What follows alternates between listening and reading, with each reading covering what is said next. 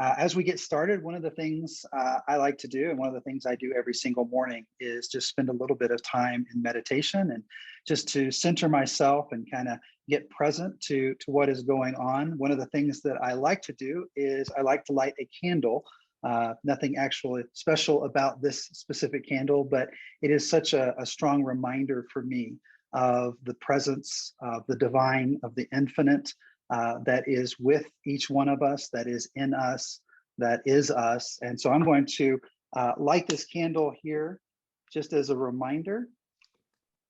And why don't we just take a couple of minutes here and just, if you can, maybe if you're in a place where you can find a position that is comfortable, and let's just take a few moments to begin to breathe and just to bring ourselves a little bit back to center.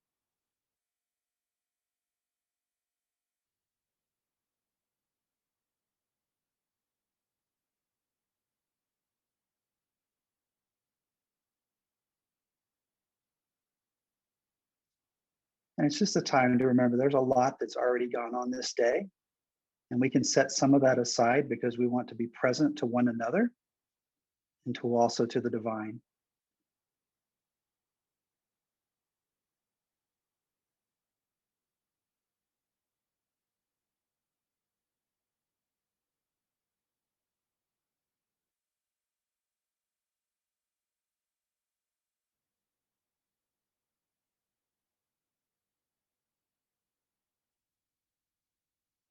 The flame is also a reminder that we want to set our inner sanctuary, our inner world on fire with passion.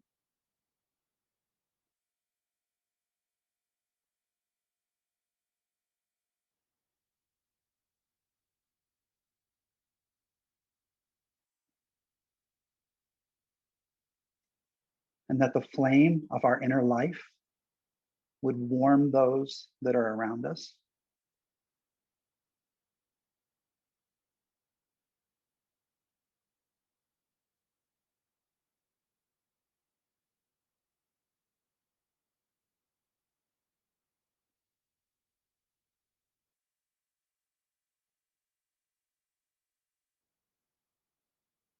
And that together we would share that light with those who are around us in a way that brings about love and goodness and unity.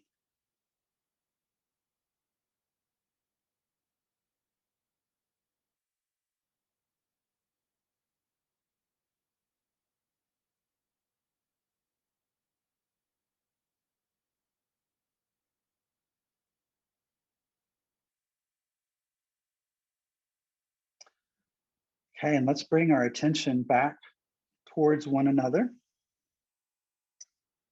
And as we get started, I'd like to share just a little bit about who I am and some of my background so that you'll know that where I'm coming from.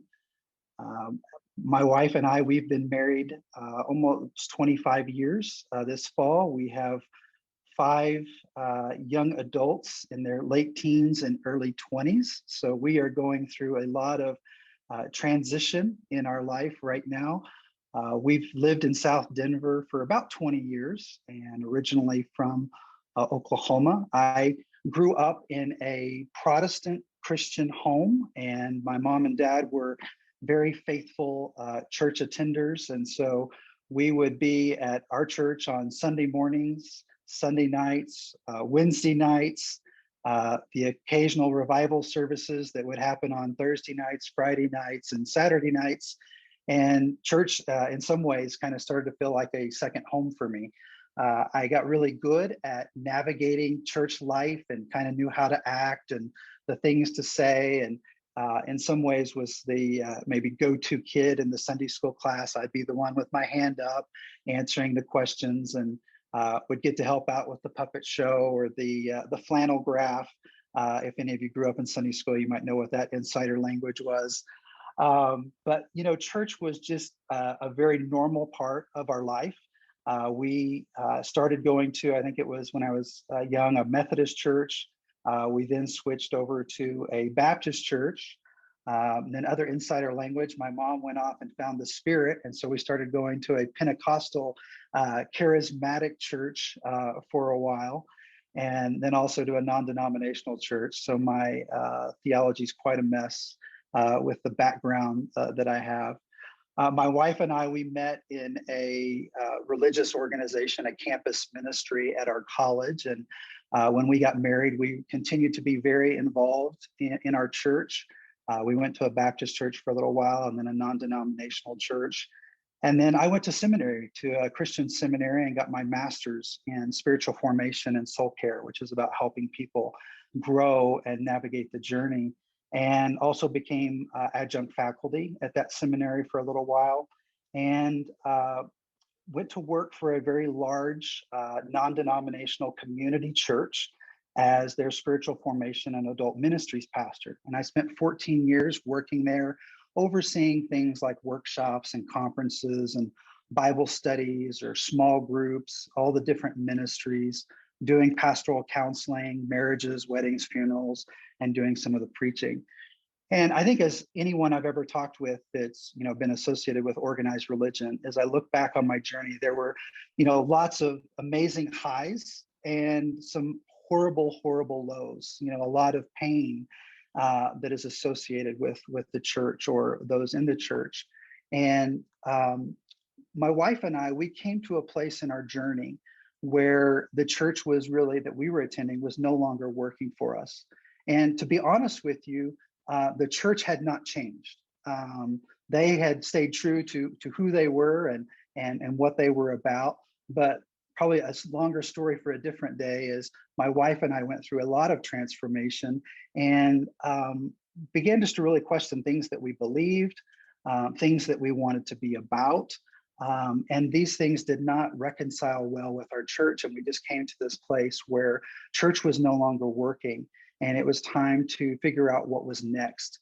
And that's what we're going to talk a lot about today, of what does it look like when someone leaves church and what happens to them. Now, having shared all of my background, one of the things that I wanted to point out is just that when I say church and you say church or synagogue or mass or whatever, we may not be talking about the exact same things because that experience is so vast. There are small home churches that have 8 or 10 people. There are rural churches of 25 people, or there's urban churches. There's more high church is what we would call it, but it's just the more liturgical Catholic, Lutheran, Episcopal that kind of has a very set liturgy or flow to the service, and maybe includes a certain smells and dress and symbols, all the way to more of your non-denominational community-based churches, which might look more like a business type organization or have loud music. And so there's all these vast and different experiences. And so we want to hold space for that when I talk about my church experience, it may not be what you have gone through or what you have experienced. And also, one of the things that I've seen in my journey as I talk to more and more people about organized religion or church is a lot of times when I say, tell me about some pain or where have you experienced pain in your life, they can often associate that to church or to maybe people who were in the church. And so I want to be sensitive of that we all kind of carry into this different levels of pain. And I know that we could probably spend the majority of our time sharing the sins of certain churches or certain denominations, but I don't know that would be really beneficial of our time. More what I want to focus in on is kind of how do you navigate that journey after leaving church. And what I saw in my own journey is this, and I've heard this from a lot of different people, is that coming to a place where you decide you're going to leave church, there's a lot of anxiety and a lot of stress that comes up to making this decision. And it's the feeling of, gosh, if I can just get away from the church, then everything's going to be great. Everything's going to be much better. And I remember when I left the church, people would come up to me maybe 2 or 3, 4 weeks afterwards, and they'd say, how are you doing? And I was like, oh my gosh, I'm amazing. Like, I have my weekends back. I love this. This is great. And you know what? I don't have to put up with any of the drama of the church. Life is great. And that seems to be this constant theme, that there's this immediate release of pressure.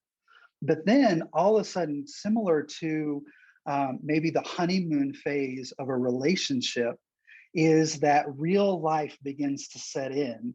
And we begin to realize where we're at in the journey. And then I find myself maybe 3, 4, 5 months down the road going, oh, this is not so good anymore. You know what? I'm struggling with a lot of doubt. I'm feeling a lot of pain. I thought this would have been easier. I thought people would have actually reached out to me and checked on me, but no one has contacted me. And you know what? I'm kind of angry. And I kind of, even though I left for the right reasons, I miss the rhythms of church. Church actually gave me something to do. It gave me a community to be involved in. And now I don't even have that rhythm. And I also, there's just these symbols and things that provided comfort in my journey. And I miss whatever it might be, the stained glass or the music or communion or all these different experiences.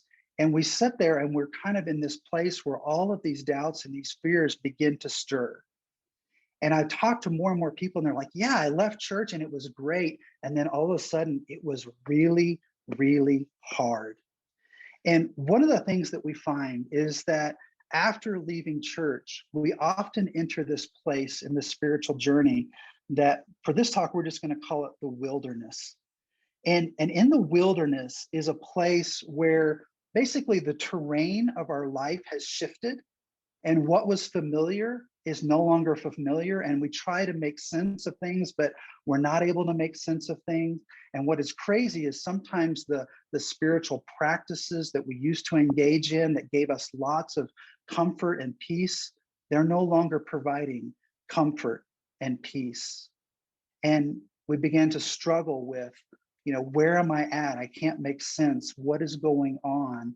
And this wilderness is just kind of this unknown place. And sometimes it's easier to talk about what comes up in the wilderness through some of the questions that arise within inside of us. And some of those questions you may be familiar with if you've been in this kind of season. I'm going to share my screen out here so that you can see some of these. But one is that comes up is, what's my purpose? When I was a part of religion, or I was part of going to church or to mass or synagogue or to the mosque, I felt like I was a part of something bigger than myself. I felt like we were up to something good. And now that I'm no longer a part of that community, then what am I to be about? I used to have a place where I could serve and use my talents and my gifts. And now I no longer have that. So what is my purpose? Another thing that comes up is, what if I'm wrong? A lot of churches, what they've told us is that they know the right way. And if I believe and act the way they say, then I'm okay. And if I don't, then I might be going to shipwreck my life. And so what if I'm crazy to question the Bible or the church or what I believe? Because maybe, if I was on the right track, wouldn't it feel easier than what it feels like right now? And I see a lot of people asking that, what if I'm wrong? Or the question is, who am I? Going to an organization, going to a church or to a building, you're a part of a larger community, and that gives you a sense of identity. And so when someone leaves the church, there's this loss of identity. Who's my group? Who are my people? In fact, I've talked to a lot of people that say, you know what? I don't even know if I'm supposed to call myself a Christian anymore, because I see what some Christians are doing, and I sure don't want to be like that, and I don't approve. And so now I don't even know what to call myself. Do I call myself a believer? And so there's this struggle around identity and who I am. Other questions around, what happened to my friends? What happened to my family? This is such a hard one. When you think, gosh, I think people would reach out to me and check on me, and they don't. Or what a lot of people have found is, now my family, some of them have cut me off because I no longer attend the family church, or I no longer believe the family way. And how can it be so hard, these relationships that are connected to a faith community or to a spiritual community? Another one I hear a lot is, how can Christians be so unloving? When someone leaves a church and they find out that church staff have told others that, I'm not really sure they were ever really a Christian. You know what? You might want to be careful around them because I think they've lost their way. And we were to think, gosh, how could someone so easily destroy my reputation, so easily attack who I am as a person?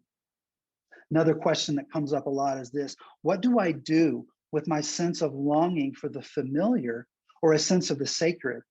That sometimes with, just the habit of going to church or to mass, it just ingrains in us this nostalgia and this comfort around spiritual images and different things, and we no longer have those. Then it's where do I find this sense of the sacred in my life? Another one is, what do I do with all my hurt and my pain? Now, what's crazy about this wilderness time is that it's not usually just one of these questions that you struggle with.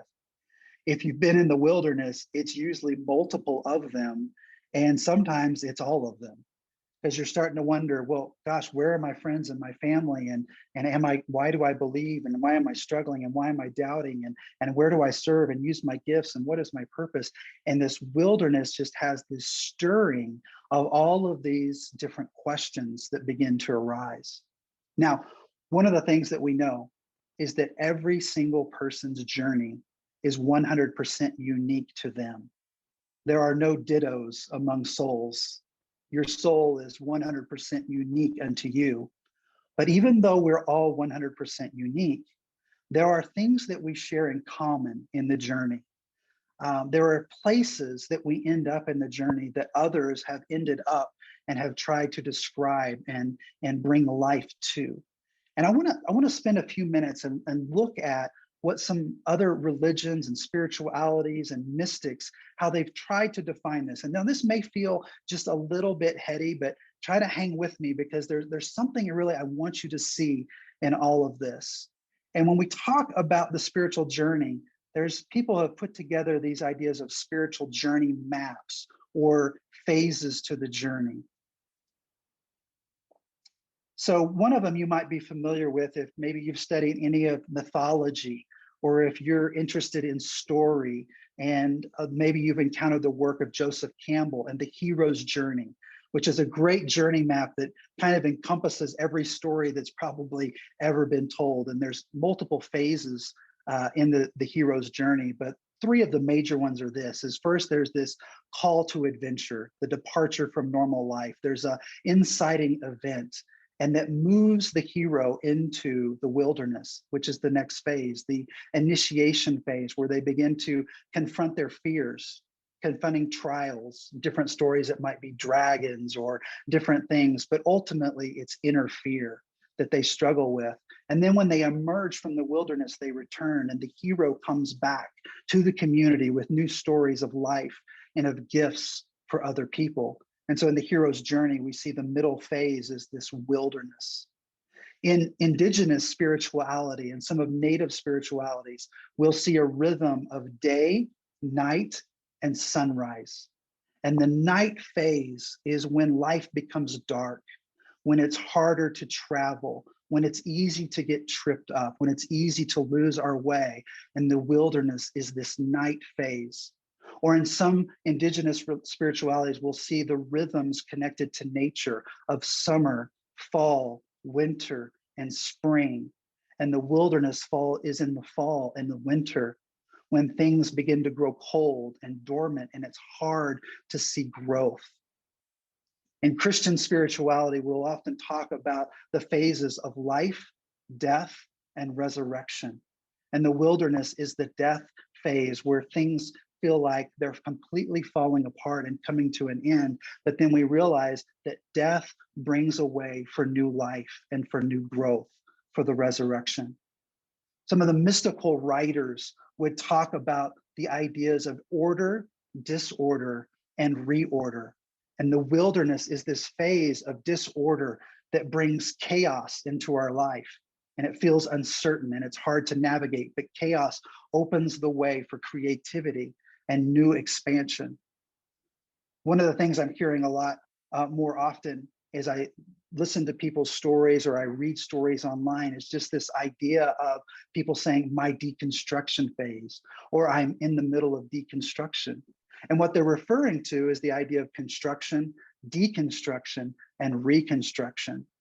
And it's this place where what we believe begins to be taken apart and the idols in our life are toppled.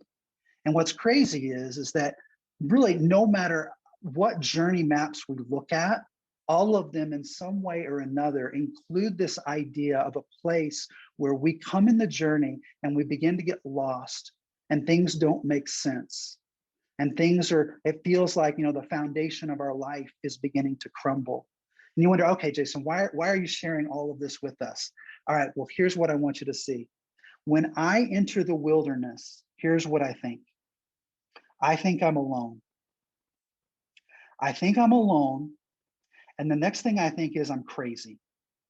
Because I look around me and I see all these people who are going to church and they're going to mass and they have their happy face on and their clothes. And I'm sitting here thinking, you know what? I feel like I'm disintegrating from the inside out. And you all look like you have it together. And so I must be alone in this thing. And I must be crazy. And you know what? It's probably not going to get better. I feel stuck. And those are the three things that I tell myself. But if we step back and we listen to those who have gone before us, all of these mystics and the spiritual people who have gone before us, who've tried to think deeply about the journey, who've tried to articulate it and bring it to life, what every single one of them tells us is this is common to our humanity. This is common to who we are. There's something that goes on in this wilderness place that doesn't happen in any other place in our life. And what they tell us is this: you are not alone. When you are in the wilderness, you are not alone. You are definitely not crazy. This is a normal phase of spiritual growth and of development. And it does get better. You are not alone. You are not crazy. And it does get better.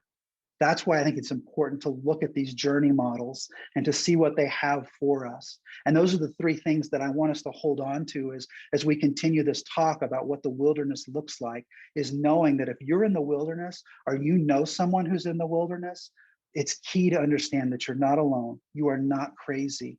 And it absolutely does get better. Now, what happens when you're in the wilderness?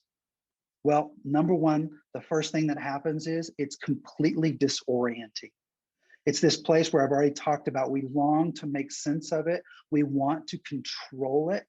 We struggle to find clarity. But in the midst of it, things are not working like they used to be working in our life. Often we find that we are feeling feelings of anger or of confusion or of weariness or of just sadness, because nothing seems to quite be making sense anymore.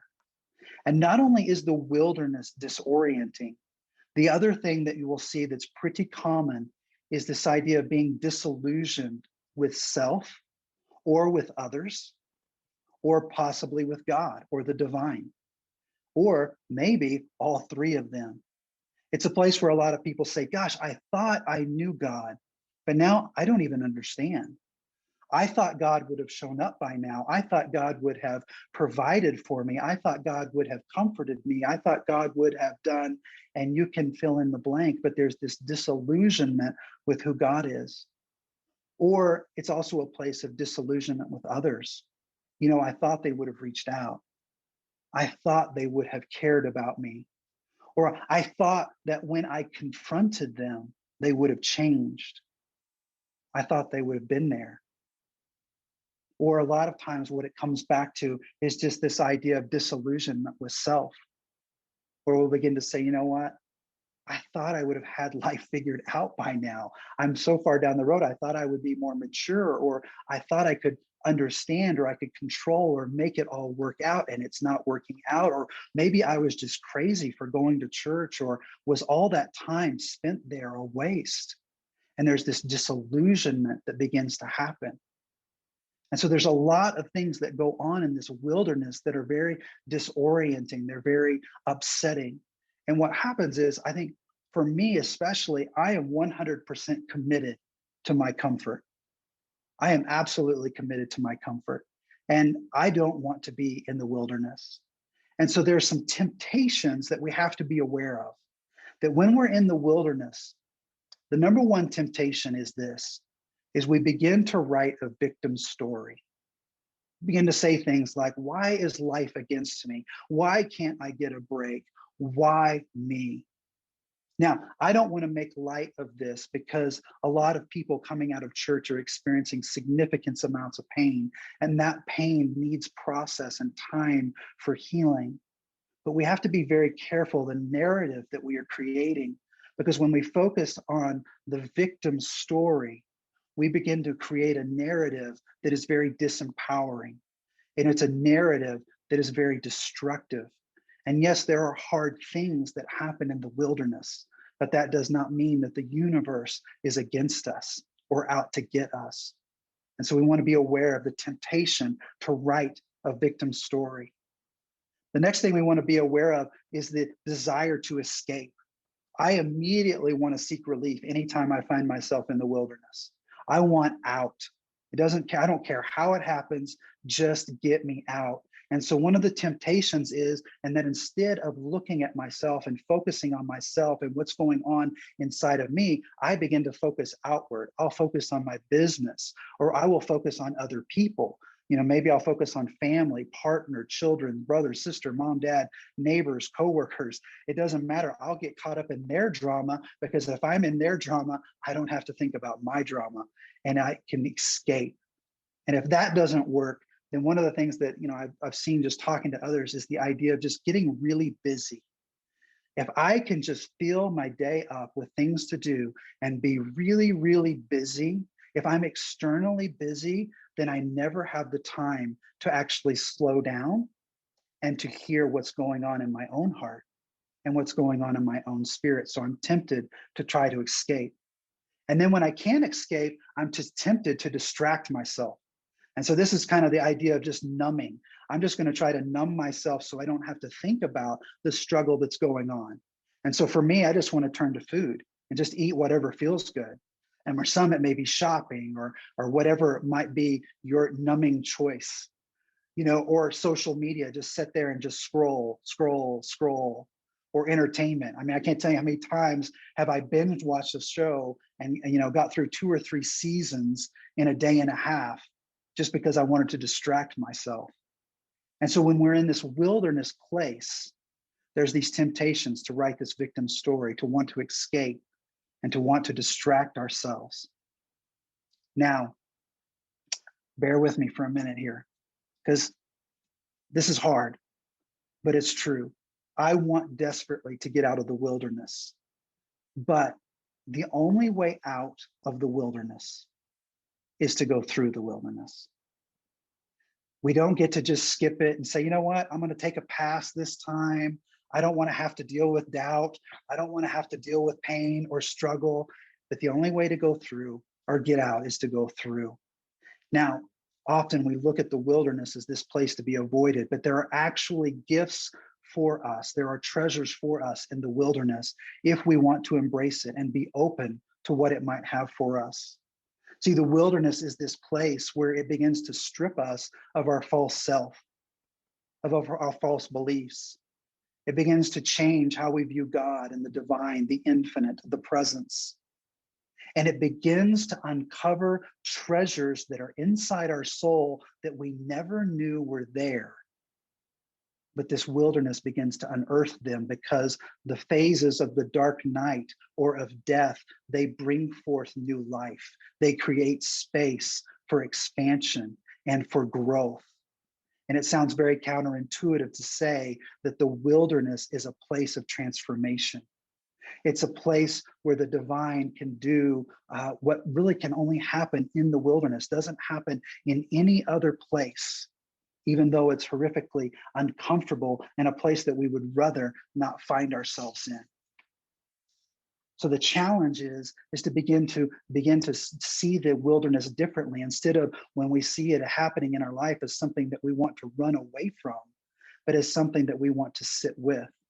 Because see, is what the journey maps tell us is that all of these phases are cycles, that we will not just go through the wilderness one time. We end up going through the wilderness multiple times. And sometimes it's very small, and sometimes it's huge. And usually the one after church is one of those big ones.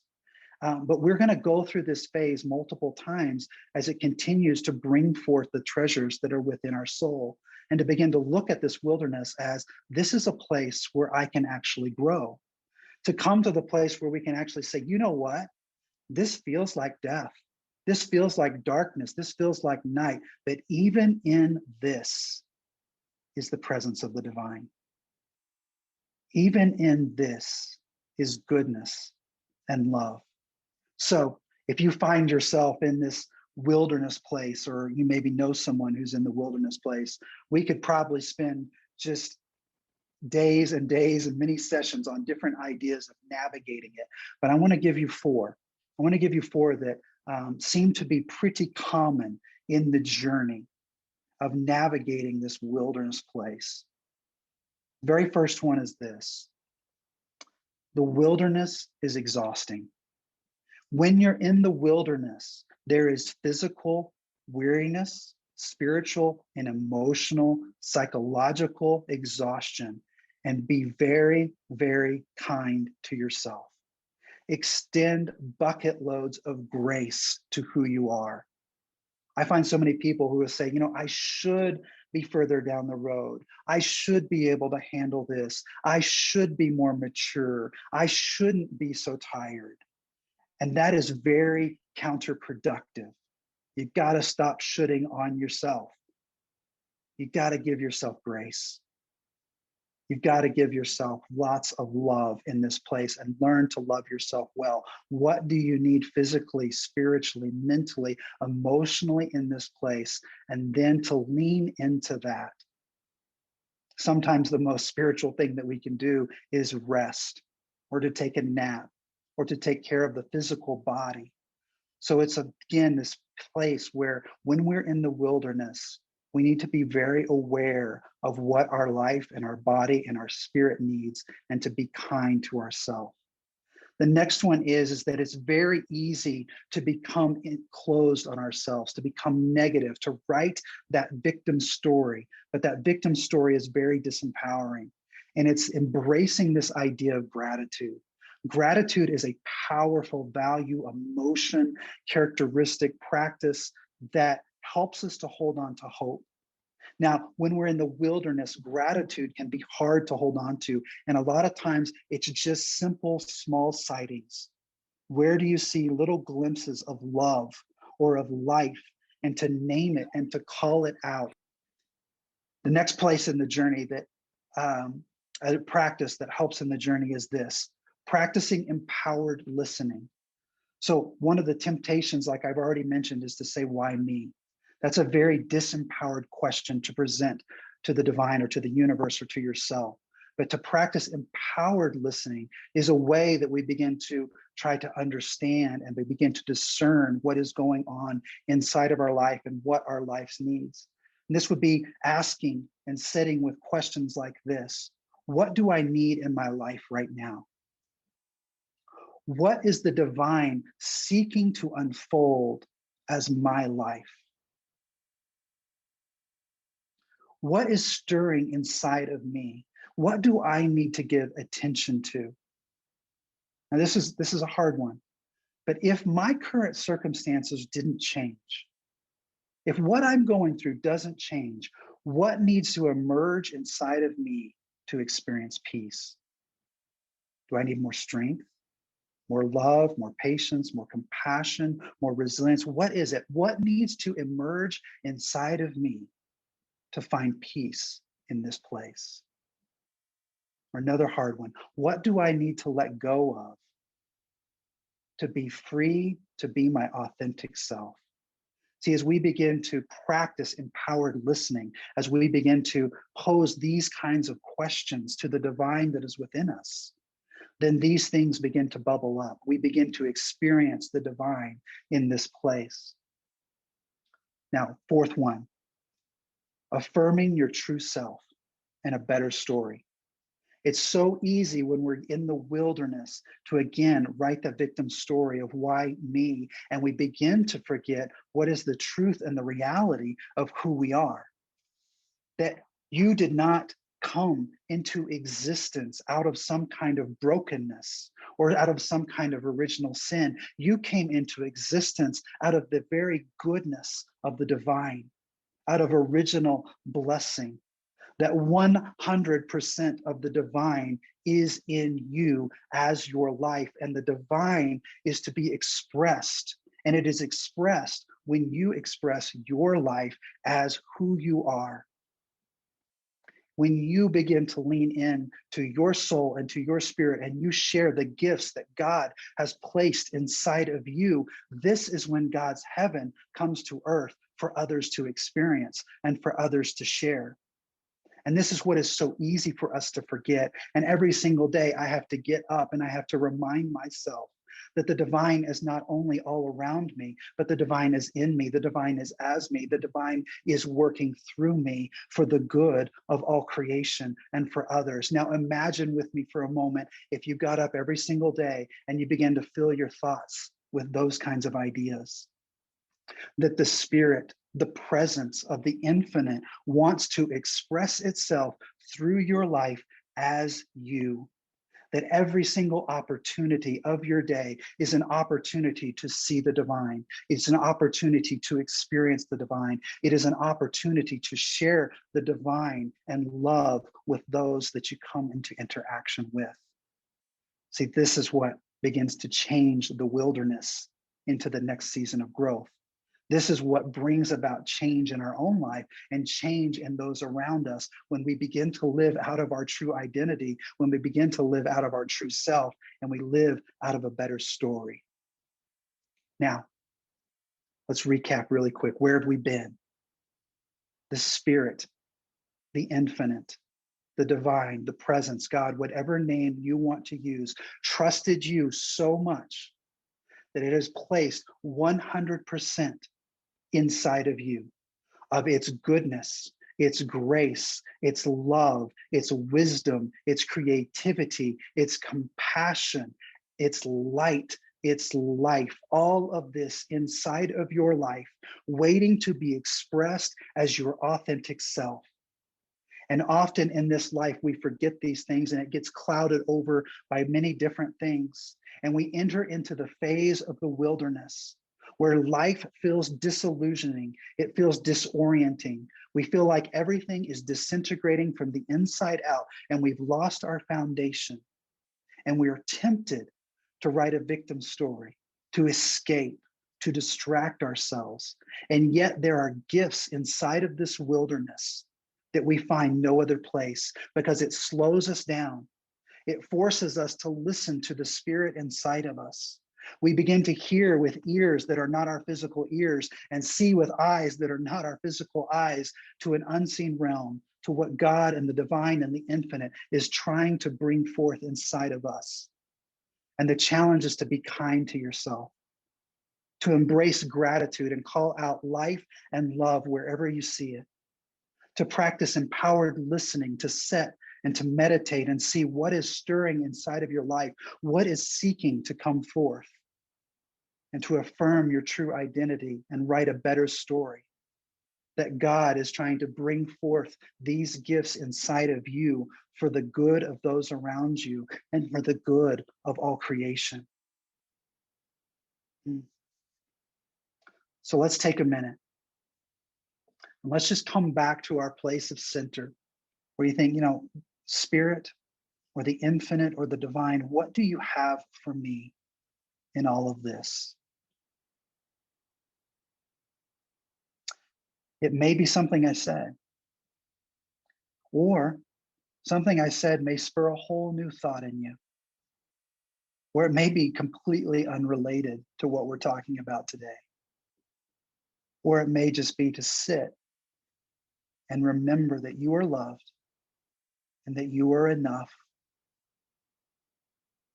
Or take a moment to receive with just a contemplative mind, what does the Spirit have for you in all of this?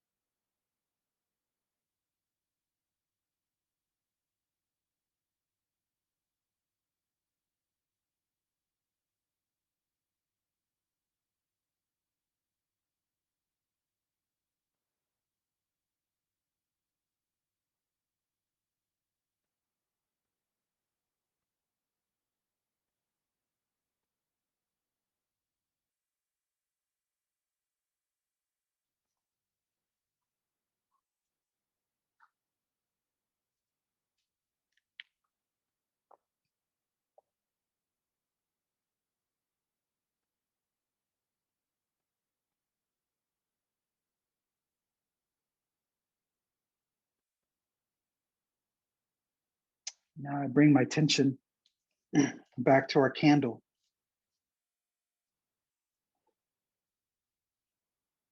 And for each of you, my ask, my prayer, my blessing for you is this.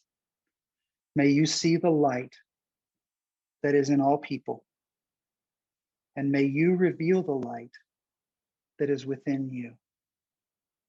And together, may we set the world ablaze with God's love and God's goodness. Peace and love to each of you.